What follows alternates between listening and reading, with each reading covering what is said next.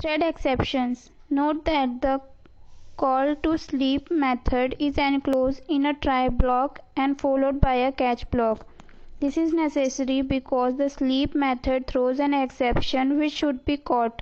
If we fail to catch the exception, program will not compile. The Java run system will throw illegal thread state exception whenever we attempt to invoke a method that a thread can't handle in the given state. For example, a sleeping thread can't be deal with the resume method because a sleeping thread can't receive any instructions. The same is true with the suspend method when it is used on a blocked thread. Whenever we call a thread method that is likely to throw an exception, we have to supply an appropriate exception handler to catch it. The catch statement may take one of the following forms: catch thread death E, catch interrupted exception E, catch illegal argument exception E, catch exception E. Thread priority. In Java, each thread is assigned a priority which affects the order in which it is scheduled for running. The threads that we have discussed so far are of the same priority.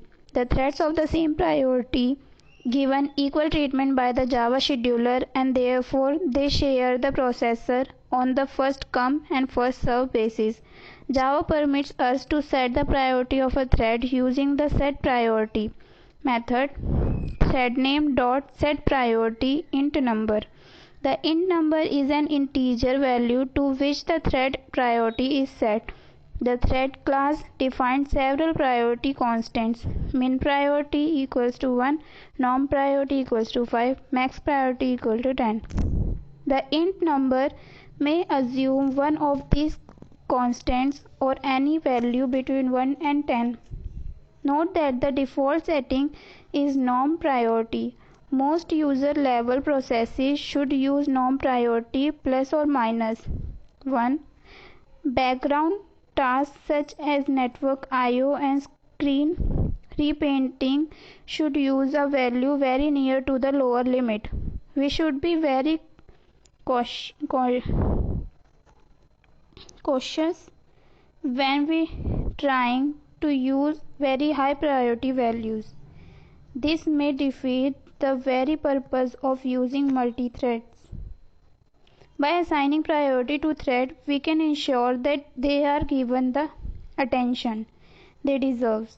For example, we may need to answer an input as quickly as possible. Whenever multiple threads are ready for execution, the Java system chooses the highest priority threads and executes it. For a thread of lower priority to gain control, one of the following things should happen. First, it stops the running at the end of run. Second, it is made to sleep using sleep. Third, it is told to wait using wait. However, if another thread of a higher priority comes along, the concurrently running thread will be preempted by the incoming thread, thus forcing the current thread to move to the runnable state. Remember that the highest priority thread always preempts any lower priority threads. This program and its output illustrate the effect of assigning high priority thread to a thread.